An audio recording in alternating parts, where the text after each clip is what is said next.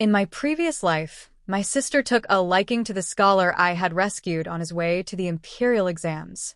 She took the token and married him. For the sake of the family, I had to take my sister's place and marry the cruel and violent ninth prince. After the marriage, it turned out that the scholar had lost his ambition and failed the exams, and I became the beloved princess of the capital, envied by all, covered in glory. My sister grew secretly jealous and resorted to deadly means, tricking me into drinking poisoned wine together. When I opened my eyes again, my sister was in a hurry to return the token to me this time. Sister, it's your turn to enjoy the good life now. I understand that both of us have returned to the very beginning. But, my dear sister, I am more than eager to escape the misery of the royal mansion. Sister, it was you who saved him. I shouldn't have taken away your good fate. When my sister said this with a smile, I immediately realized that she, like me, had been reborn. My sister and I were daughters of a military family with a distinguished background, and our parents doted on us excessively in my previous life. On the way to Qingshan Temple, I rescued the struggling scholar Lucas Su and secretly brought him back to our residence.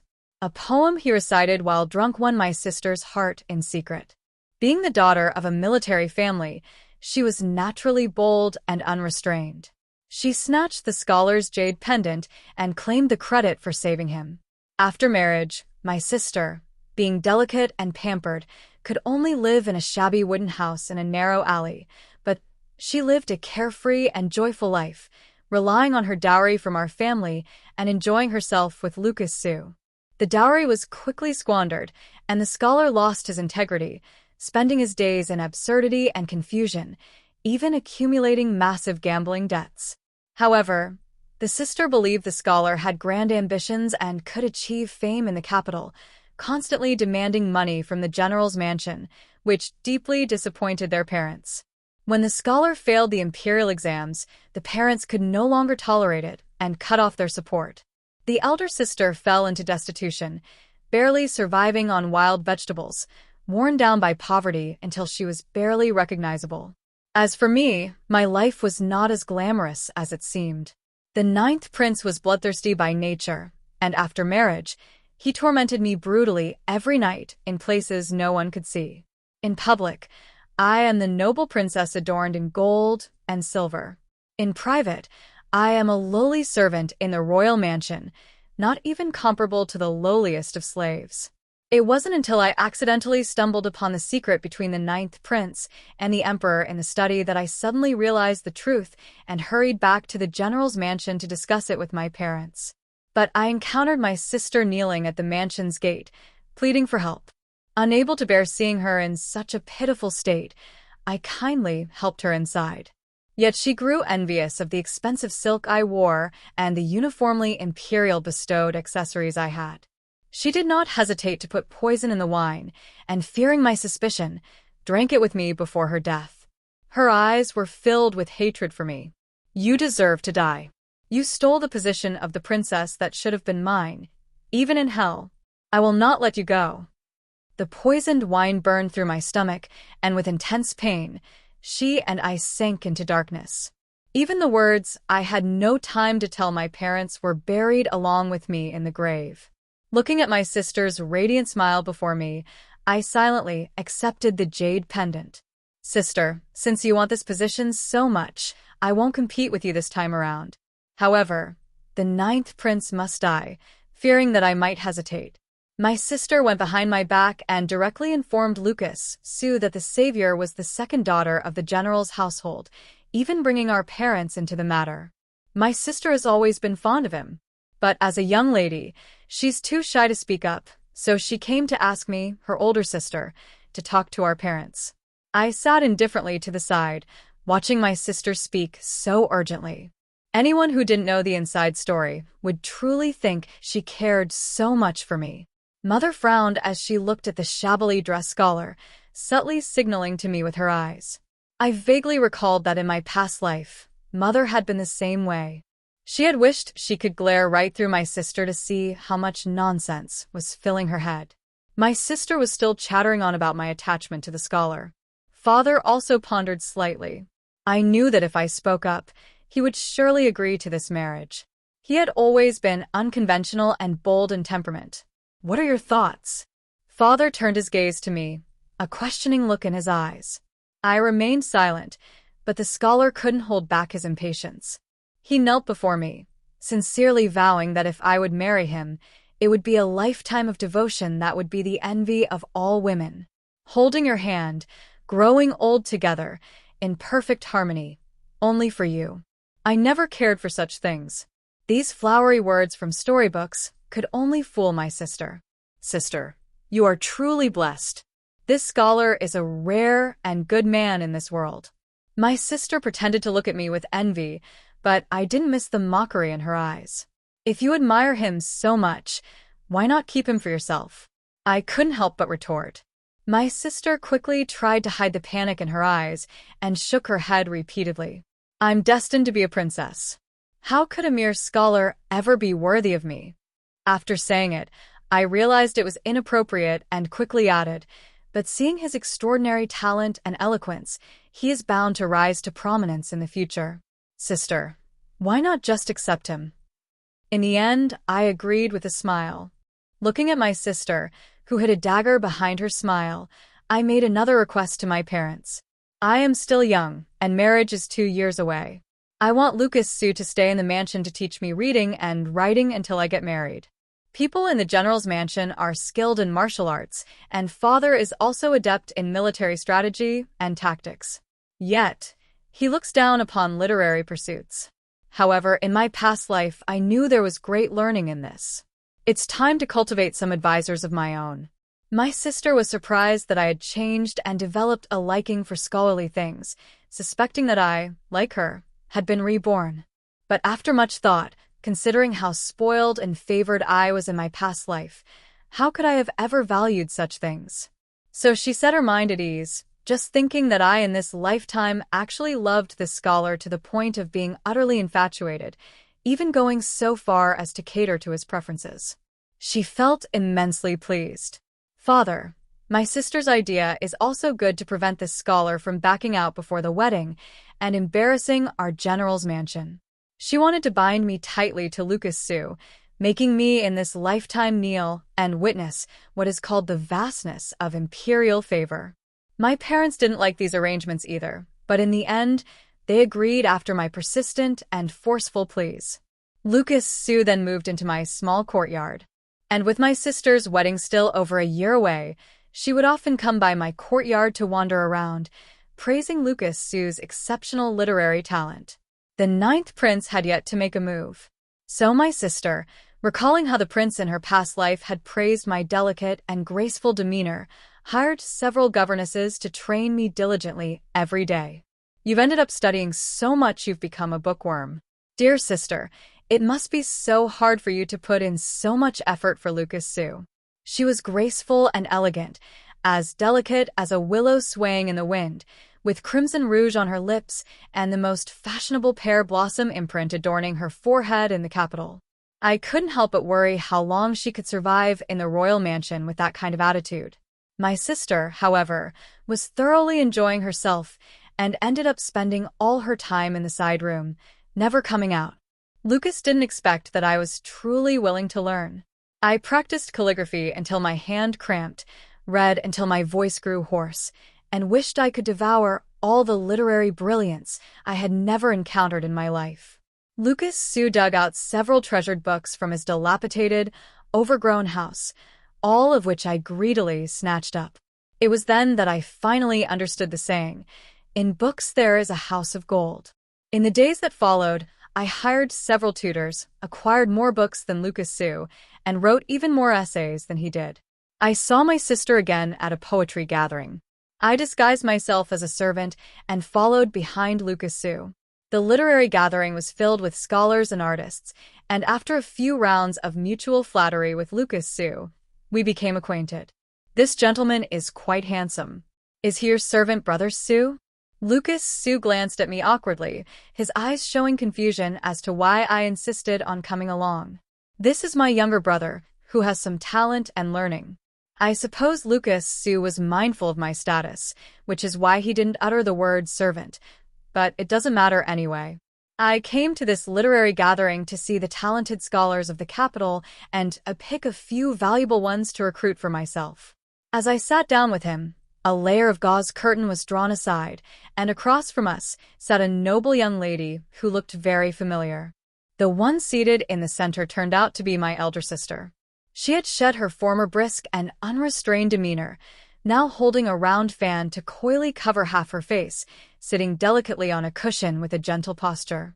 Whispers and murmurs could be heard from the surroundings. How can the eldest daughter of the Jiang family be so charming? Just one glance from her is unbearable. Before, she always had a cold and stern look. But now, she's becoming more and more charming. Those vulgar remarks made me uncomfortable. I glanced at Lucas Su, who showed no change in expression, and I felt a surge of frustration inside. Soft discussions echoed in the corridor. My sister lifted her chin, enjoying the praise with increasing comfort. Her eyes were full of light. I knew she was already intoxicated, drunk on the flattery. I was mesmerized. In my past life, when I first entered the royal mansion, I was also lifted up so high, only to be thrown into the mud. The host of the poetry gathering set the theme for this round, the Flying Flower verse game. Having studied for the better part of a year, I could keep up with the others for a few rounds. Gradually, I too became captivated, getting more and more engrossed as several talented scholars went back and forth, each refusing to yield like the dance of swords. Only today did I realize the exhilaration of life and death within it. This young man looks quite young, yet unexpectedly has such a wealth of knowledge, suddenly being called out. I smiled and nodded, responding with modesty on the surface.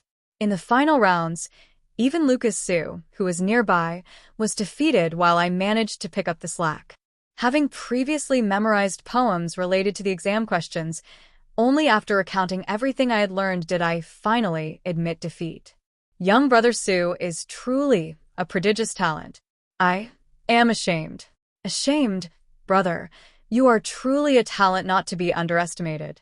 Although I suffered a crushing defeat, I still managed to secure the second-place title. The scholar who took the top spot hid behind the screen, and everyone knew full well that he was the mastermind behind the poetry gathering.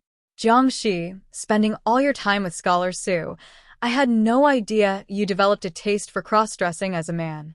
My sister suddenly spoke up, her tone dripping with mockery and disdain. All eyes in the room focused on my face, and for a moment there was complete silence. I guessed that my sister would recognize me. Lena Jiang glared at me with resentment, initially only feeling that the person in front of her looked somewhat familiar. Coincidentally, that poor scholar Lucas Su was also there, so she had to keep staring at me closely. The more she looked, the more certain she became of what she had in mind. My sister gave an awkward laugh and continued, I'm really sorry for today. My little sister is quite mischievous and has disturbed everyone's mood. She pretended to be anxious, helping me up as if to leave. The next second, she tugged at my outer garment and fell backward hard. The loose robe was pulled open, revealing a delicate and well-proportioned figure, making it clear to anyone who saw that I was a woman. "AI, how could you treat me like this?" My sister asked with tear-filled, beautiful eyes, brimming with emotion. She has mastered all the tricks of the inner chambers to perfection. Recalling how I was slandered by the concubines in the prince's mansion in my past life in the same manner, I couldn't help but feel nauseated. Even Lucas Su looked at me in disbelief, as if he never expected me to do such a thing. He and a group of talented scholars helped his sister up. I looked coldly at the faces of the people in front of me. "Second miss, your sister is doing this for your own good. How can a woman show herself in public like this?" I looked at the person who spoke and asked, "I just came to participate in the poetry gathering and incidentally took second place. How does that count as showing myself in public?" Everyone's faces showed signs of displeasure. These people were already harboring discontent, feeling overshadowed by someone younger than themselves. Now, to their surprise, it turned out to be a woman. Second miss, why put on such an act? As the saying goes, a woman without virtue is considered talented. You show no respect for your elder sister and resort to deceit to gain fame. Truly shameful. I sneered inwardly, watching these scholars who had changed their expressions. My sister said with a gentle expression, "Everyone, please stop talking." My sister only went astray because she admires Scholar Sue. The way everyone looked at me changed. Suddenly, there was a hint of pity, and they sighed and shook their heads. Brother Sue is truly fortunate to have such a virtuous wife and confidant. I envy you. Yes. The second young lady's unorthodox ways for the sake of her brother truly make for a beautiful and admirable tale. For a moment, I felt bewildered. Could these people really serve as advisors in my general's manor? Their talents were undoubtedly outstanding. But if they knew they were to become advisors in the general's manor, they might just want to bang their heads against a wall. Can women not possess talent and learning? I asked, looking at the crowd. Sister, which sacred text have you been reading that has muddled your mind so? Lena Jiang chuckled to herself. Indeed, second miss, since ancient times, women should uphold the 3 bonds and 5 constants with clear distinctions between inner and outer spheres. As a woman, you should prioritize Scholar Sue. I looked at Lucas Sue, the man who had watched me learn step by step for over half a year. Do you think so, too? Yukas's eyes flickered, and after a long silence, he spoke. I know you did all this for my sake, second miss. With a single sentence, he easily dismissed my late-night studying and my stumbling efforts to chew over the words, having spent most of my life as the young lady of the general's mansion. Stopping a thief in the street made arrogance my reputation. Now, after winning the poetry contest, lacking virtue has become my notoriety. My hand paused as I took out a gold ingot from my purse and placed it on the table. This was originally a deposit prepared for the advisors. But now there's no need for this gesture of sincerity. Everyone was puzzled, and my sister also looked at me with confusion. If you can compose a poem that satisfies me today, this gold will be yours. Seeing the scholars growing eager, I added another ingot of gold with a thud. It landed heavily on the table, and I smiled as I looked at these talented scholars. Sister, how could you humiliate everyone like this? Lena Jiang frowned, looking down on others with an air of superiority. I laughed at how pitifully foolish she was, having been a scholar's wife once before. How could she still fail to see through these people's true faces at this point? They claim to be noble and indifferent to wealth. Yet they complain bitterly and hurl insults after losing to a woman. What kind of talent is such a person?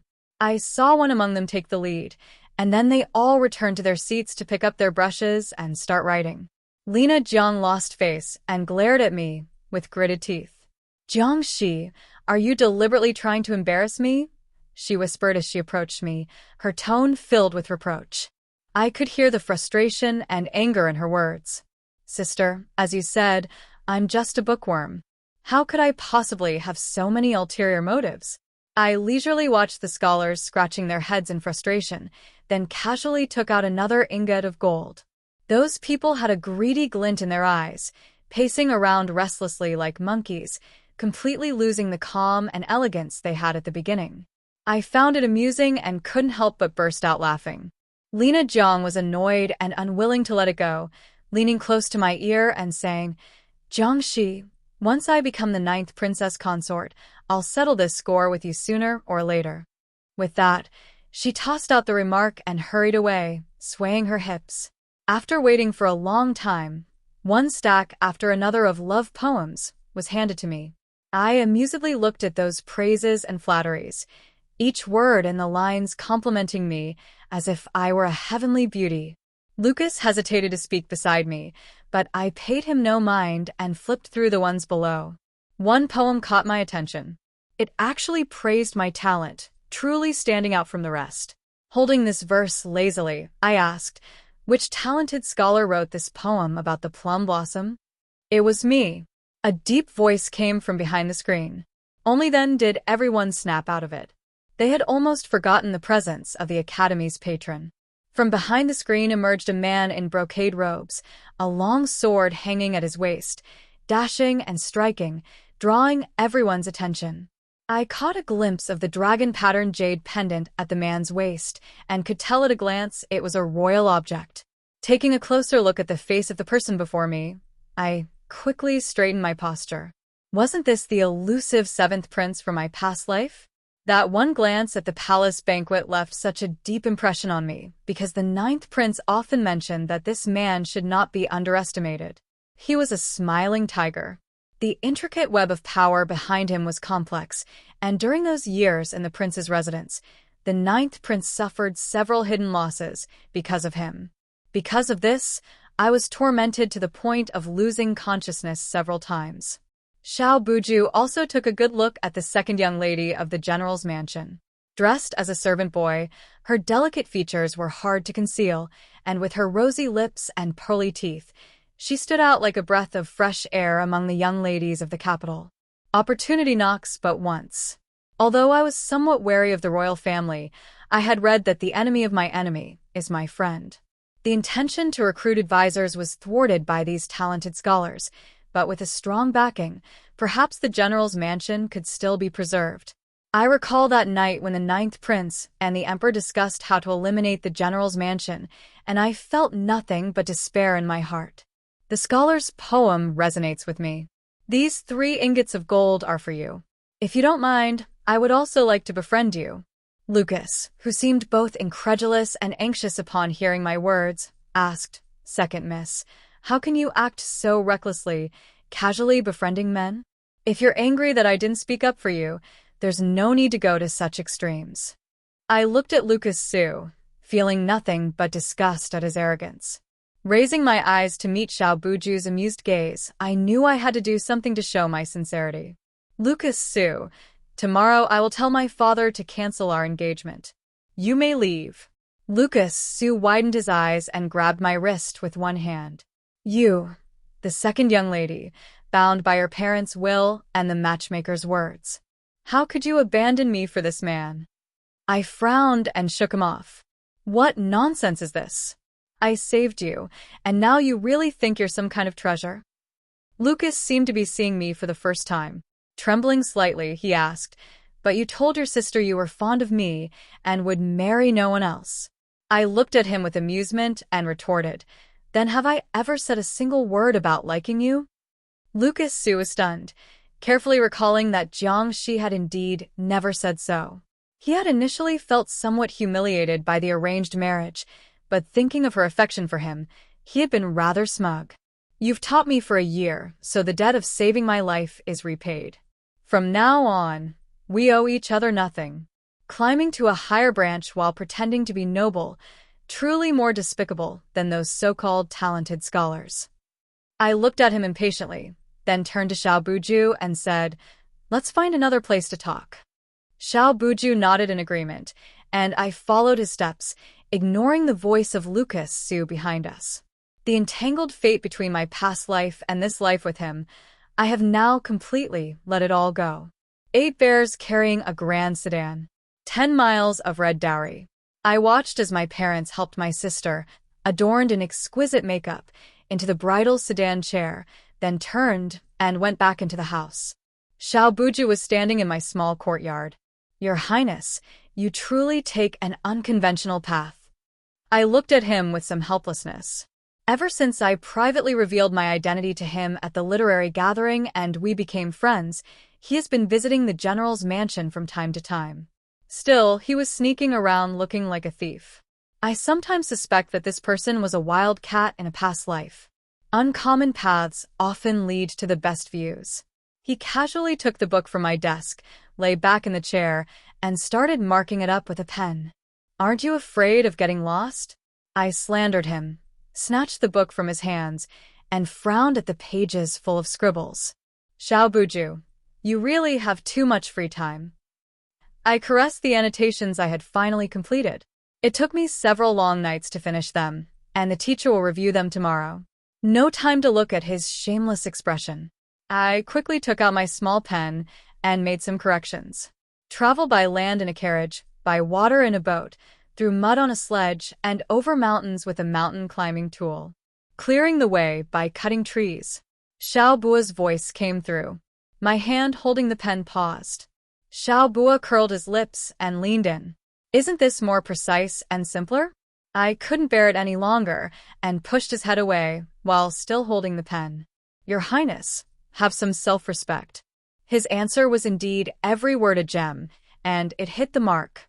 Xiao Bua simply changed his position, sitting in front of me, propping his chin and staring at me. Under the scrutiny of those probing eyes, I felt inexplicably guilty and had no choice but to close the book and look up to meet his gaze. Your Highness, what exactly do you want? Lately, his attitude toward me has been like that of someone keeping a literary bird. He often watches me, tolerates my audacity, and harbors some indescribable interest in me. I really have no patience to drag this out with him. My sister is marrying into the royal mansion today, and there's not much time left for me. Might as well cast everything aside. There's no need to keep testing each other like this. Xiao Bua also sensed my seriousness, put away his smile, and spoke with a hint of coldness. Second miss. Spending all day studying these political records and court regulations. Could it be that you harbor some treasonous thoughts? He actually thinks I would plot to take my father's position. I glanced at him with some amusement. Have you lost your mind? My father is a military general. Why would I compete with him in scholarly pursuits instead of fighting battles across the land? Xiao Bua rubbed his nose. This was something he couldn't figure out either. Then what am I supposed to think? A daughter of a military general studying all this? Are you planning to disguise yourself as a man to take the imperial exams? I pondered with my chin propped on my hand, thinking this path might not be entirely impossible. Xiao Bua seemed to read my thoughts and said helplessly, the crime of deceiving the emperor is punishable by the execution of 9 generations of one's family. I gave up instantly. Does your Highness remember the agreement we made at the academy that day? Xiao unconsciously recalled for a moment and nodded. You said you could persuade General Jiang to bring him to my side, and in return, I must ensure the safety of the Jiang family after the success, as well as agree to one of your requests. I nodded. He really repeated it word for word. I deliberately emphasized the importance of this agreement just to make sure he wouldn't forget. The day I have planned is approaching soon, and I must secure his promise. After reading the book, I know that verbal vows are equivalent to lies. I retrieved the prepared oath document from the hidden compartment in the study. It was clearly written, with that matter specifically noted. A decree was issued allowing both women and men to participate in the imperial examinations and serve as officials in the court. Xiao Buju was uncharacteristically silent, his face stern as he held the paper. When he wasn't smiling, I found him inexplicably intimidating.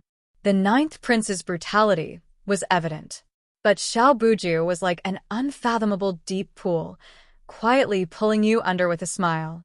The second miss is truly ambitious, yet unexpectedly selfless. No, I'm just being selfish. I can't bear the thought of myself becoming a lonely, resentful woman trapped in the inner chambers for life. Nor can I stand to see other women bowing and scraping in submission, her nails dug into her palms, sending a faint, stinging pain through her hands. I am a general's daughter. Since childhood, I've heard tales of the vast desert sands, the lonely cries of wild geese, and the blood spilled on the battlefield, though my body is too weak to set foot on the battlefield.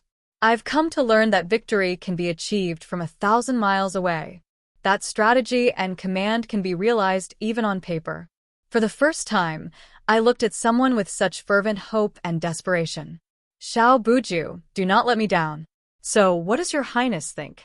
I watch him nervously. What if he refuses?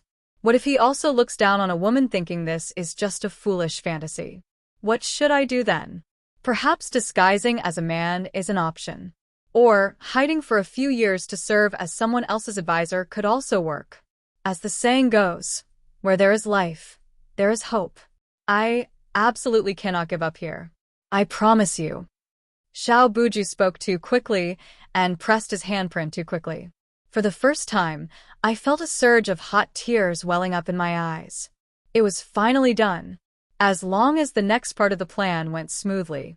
As long as father believed what I said was true, Xiao Buju looked at me with a complicated expression, then took out a handkerchief and handed it to me. "Wipe it off," he said calmly. I suddenly realized that hot tears had already fallen, and I hurriedly took it to cover my face. Xiao Buju couldn't help but sigh. I pried my hand open, took the handkerchief, and personally wiped away my tears. "Jiangxi, I find it increasingly hard to understand you." He put away the handkerchief and placed it in his chest pocket. "If you don't want to be trapped in the inner chambers, you don't necessarily have to make a pact with the tiger. Following him is too dangerous. Since ancient times, royal struggles have never been without bloodshed and beheadings, and he and I even speak openly about overthrowing the throne. But I have no choice but to take the risk. My sister dreams of her life of wealth and luxury while my parents are devoted to serving that murderous old man. Does the prince admit that he is a tiger engaging in deadly schemes behind the scenes?" I joked playfully. Xiao couldn't help but laugh, grabbing the back of my collar. "I think you've been slacking off reading those storybooks." Unable to say a single decent word, I called off the engagement. But my sister no longer had the spare energy to bother with me. She is now the highly sought-after princess consort of the 9th prince in the capital, enjoying boundless glory. On the day of her return to her maiden home, the sedan chair stopped at the general's mansion, and everyone knelt on the ground to welcome her arrival. The maid supported her languid figure, and her luxurious headdress dazzled the faces of the onlookers. "Rise," she said. But as she walked up to me, she stepped on the back of my hand. I silently withdrew my hand, a burning pain shooting through it, but I hid it under my sleeve without making a sound. "This pain is nothing to me." My sister, on the other hand, looked at me with a smug and disdainful smile. "The difference between you and me is like that between the clouds and the mud. It must be hard for you to have to bow to me now." I remained silent. "Soon, sister, you won't be laughing anymore." She and I were sibling sisters. Yet she ended me with a cup of poison wine and destroyed the general's manor. Well, let her endure what comes next. After the day of returning to her parents' home, Lena Zhang's nightmare began as expected. A month later, I arrived at the prince's manor under the pretext of visiting relatives. As I entered through the main gate, I felt piercing stares, and those familiar sensations made my legs go weak, clenching my teeth. I arrived at Lena Zhang's courtyard where she sat on a stone bench listlessly, holding a teacup. I clearly saw the wild joy and desperation in her eyes. But in the next moment, she quickly lowered her head. I took out the osmanthus cakes my mother had made and dismissed the maids around her. With no one watching, she tightly grabbed my hand and said frantically, "AI, save me. The 9th prince is a monster. He beats me every night. I want to go home." I replied with a smile, "Sister, you're talking nonsense. You're perfectly fine, and the prince dotes on you more than anything." Holding her hand in return, I stroked it and said with envy, "Sister, your skin is so delicate and smooth. I really think you're blessed with good fortune." Lena Zhang burst into tears, her makeup smudging all over. She was no longer as aloof as before. There was even a hint of madness in her eyes as she repeatedly begged in desperation. My heart felt cold and indifferent. "Sister, if I forgive you now, who will save me from my past life? If I were not reborn, who would be the one kneeling in the general's mansion, begging for money in this lifetime?" The maid cleverly escorted me away, saying that the princess consort is now pregnant and prone to mood swings. I nodded in agreement, glanced at Lena Zhang, and turned back to the general's mansion. "Father, I have something to discuss with you." That night, the general's study remained lit until dawn. "If you do as I say, Father, you have nothing to lose. Whether it's true or false, you'll know once you try." Father finally agreed. Over all these years at court, with the monarch's suspicions and the constant accusations, he had never wanted to doubt that ruler. For over 2 months, Xiao Bujua still came to see me from time to time. He urged me to quickly reach an agreement with the general and also inquired about my studies. I benefited immensely, and sometimes I couldn't help but sigh, thinking that if all women in the world had attended school, the trivial matters within the household would be nothing. In the winter month, A banquet was held in the palace. I huddled in my outer robe wrapped in wool because in my past life I was particularly afraid of the cold, the clinking of cups, and the exchange of toasts. I knew this banquet was nothing more than another selection of concubines for the old emperor. The old man's lust never dies. You're dressed so beautifully today that even I feel a stir of mortal desire. Taking a moment to step out for a breath of fresh air, Xiaobujua followed me out like a shadow. He handed me a warming pan, and I replaced its cover with my own. Do you dislike me? Unprecedentedly, I felt Xiaobujua's voice carried a hint of grievance. Ridiculous. The prince is always bickering with me. Not afraid of biting his tongue, I tucked the hot water bottle closer to my chest, afraid of catching a chill. Xiaobuju responded with a smile. Tonight, the second young lady is going to shine brilliantly. I'm afraid I won't be able to control my mouth and ask the old man for her hand in marriage. Be cautious. This is a matter of life and death. I couldn't help but remind him that this night was crucial to me. My main goal is to flirt with the second young lady, and seizing power is just a secondary objective, he said, still acting frivolously, his true intentions unclear. I turned and returned to the banquet. Every young lady was to perform on stage, and I followed my father's gaze to my sister. She sat upright, but I knew her back must be aching unbearably from the saltwater whip. That night in the study, I told my father I had accidentally overheard the prince and the emperor's secret plot. The emperor was indeed at the manor that day. That's why I was able to see my sister so easily. Father, I'm going.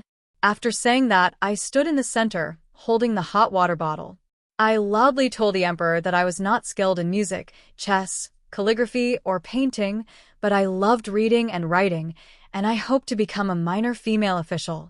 This was because my father had once rendered outstanding military service, and the emperor had personally promised that any request I made in the future would be granted.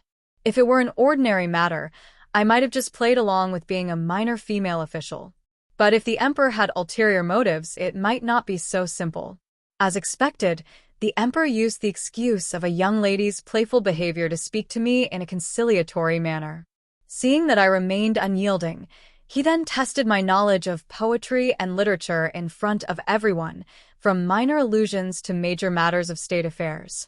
I spoke eloquently, citing classics, having prepared for 2 years, studying and practicing diligently, giving my all to earn a good reputation for myself, to reclaim the position I rightfully deserve. In the end, the emperor indirectly rejected it. Those around me praised my talent, saying I was suited for a good marriage, and then the 9th prince stepped forward to claim me. The emperor said the rear palace was missing a noble consort like me. The prince and the emperor vied to seize me.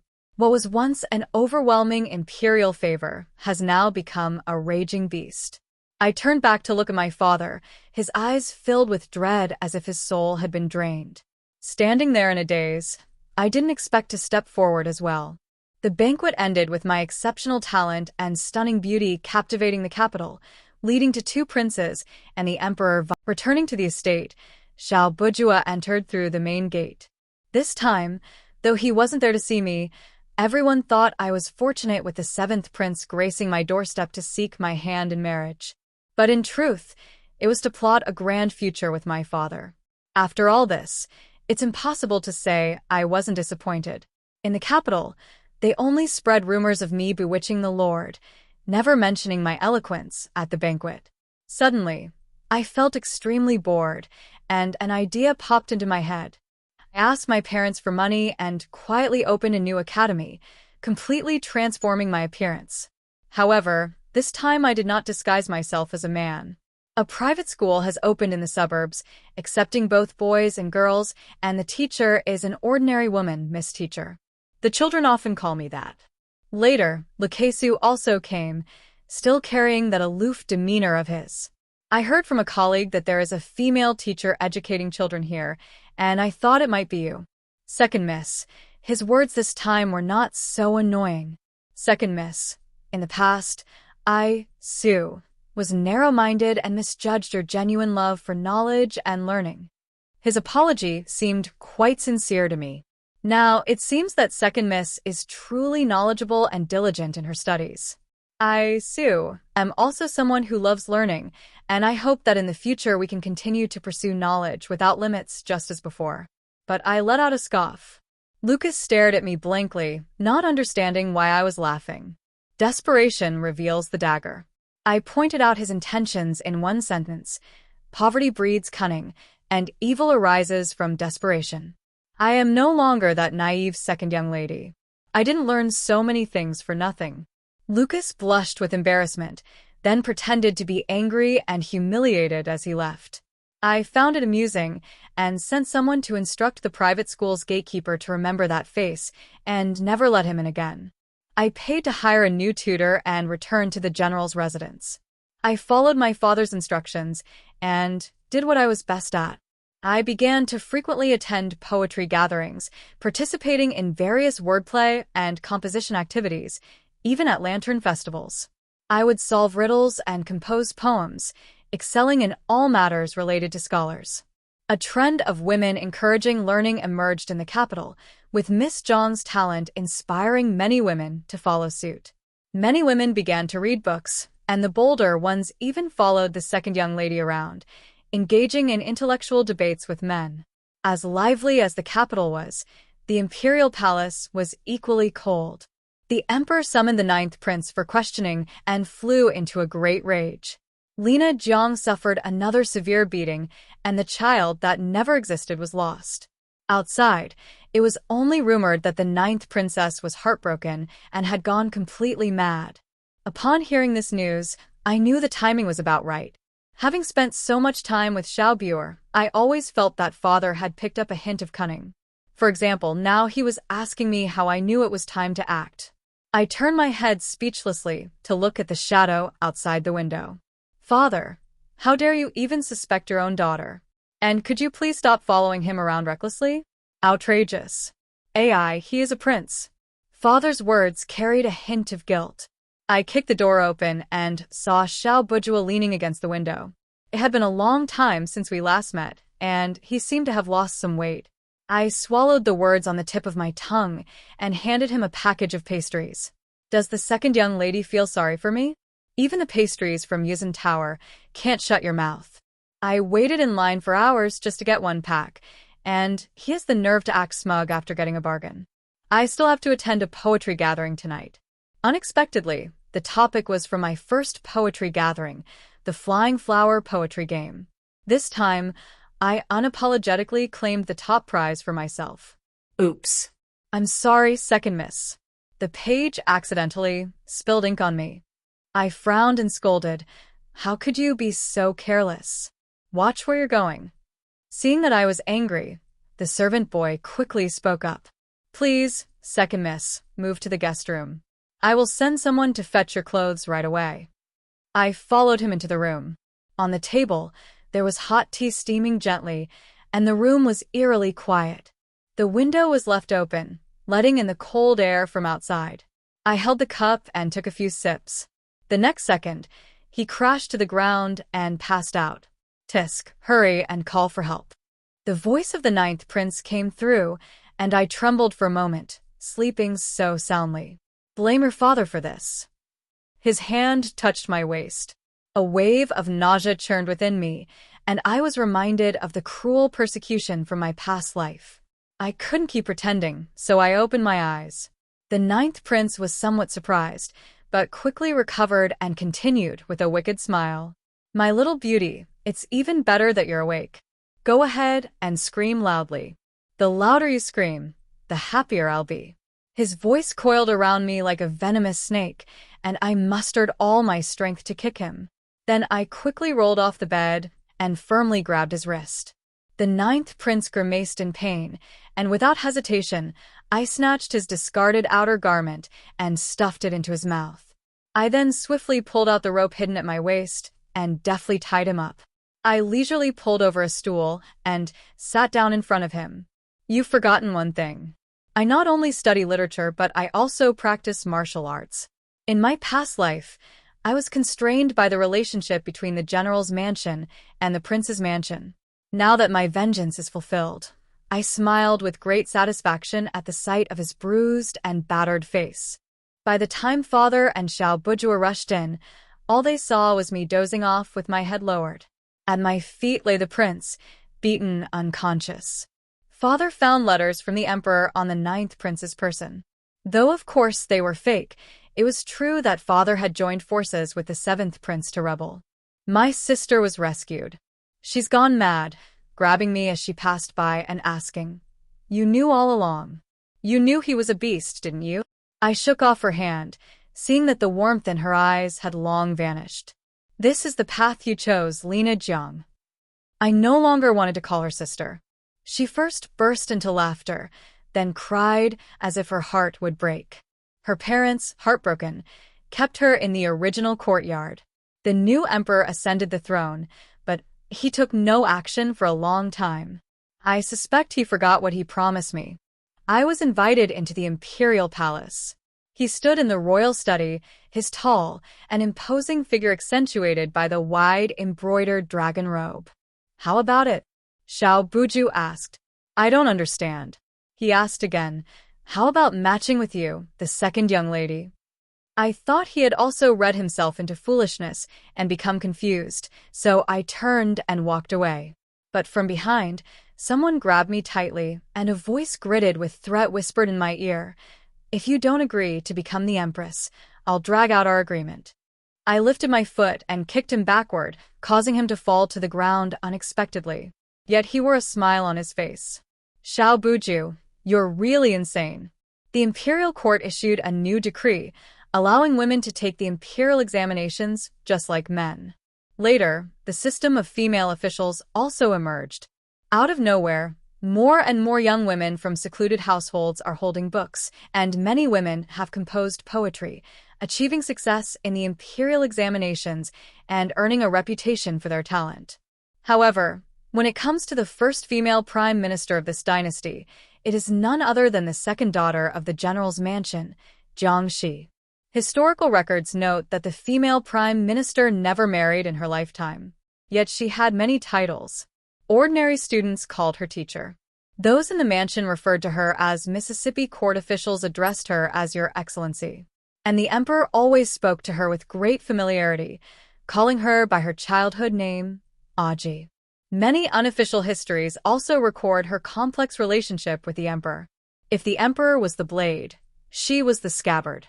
Setting these aside, the great achievements of the female prime minister are forever engraved in the annals of history.